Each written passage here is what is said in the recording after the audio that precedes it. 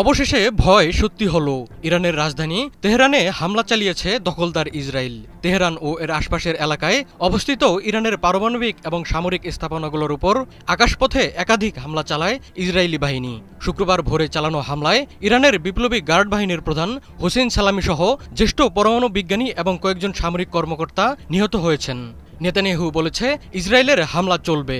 আমেরিকাও এ হামলার ব্যাপারে জানত আগে থেকেই। ইরানের রাষ্ট্রীয় টেলিভিশন জানিয়েছে, তেহরানে ইসলামিক বিপ্লবী গার্ডের সদর দপ্তরে হামলা চালানো হয়েছে। হামলার পর আগুন জ্বলতে দেখা গেছে মধ্য ইরানের নাতানজ পারমাণবিক স্থাপনাতে। ইসরায়েলের পক্ষ থেকে ইরানে আগাম প্রতিরোধমূলক হামলা চালানো হয়েছে। অদূর ভবিষ্যতে ইসরায়েল রাষ্ট্র ও এর বেসামরিক জনগণের বিরুদ্ধে মিসাইল আর ড্রোন হামলার আশঙ্কা থেকে ইরানের সামরিক ও পারমাণবিক স্থাপনায় আগাম প্রতিরোধমূলক হামলা চালানো হয়েছে।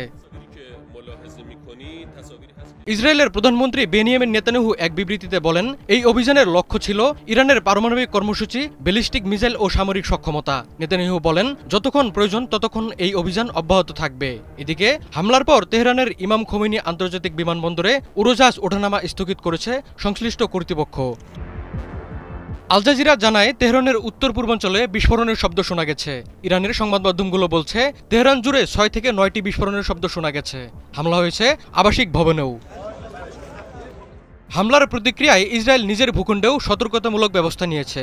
দেশটির সামরিক মুখপাত্রের দপ্তর এক বিবৃতিতে জানিয়েছে, স্থানীয় সময় ভোর 3টা থেকে পরবর্তী নির্দেশ না দেওয়া পর্যন্ত সারা দেশে সব ধরনের শিক্ষামূলক কার্যক্রম, সমাবেশ এবং কর্মক্ষেত্রের কার্যক্রম নিষিদ্ধ করা হয়েছে। দেশের প্রতিরক্ষা নীতিতে তাৎক্ষণিক পরিবর্তন আনা হয়েছে বলে বিবৃতিতে জানানো হয়েছে।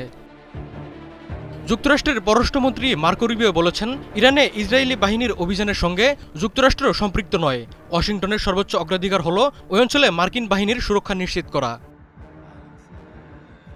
ইরানে ইসরায়েলের হামলার পর মধ্যপ্রাচ্যে এক নতুন ভূরাজনৈতিক সংকটের আশঙ্কা দেখা দিয়েছে। কেননা ইরান বেশ আগে থেকেই সর্বোচ্চ সামরিক প্রস্তুতির মধ্যে রয়েছে। তার মধ্যে ইসরায়েলের গোপন পারমাণবিক তথ্য হাতিয়ে নিয়ে নিজেদের অবস্থান শক্তিশালী করেছে আয়াতুল্লাহ খামেনির বাহিনী। বিশ্লেষকরা বলছেন, ইসরায়েলের এই হামলা একদিকে যেমন তাদের নিরাপত্তার অবস্থানকে শক্তিশালী করেছে, তেমনি ইরানকে প্রতিশোধে উস্কে দিয়েছে।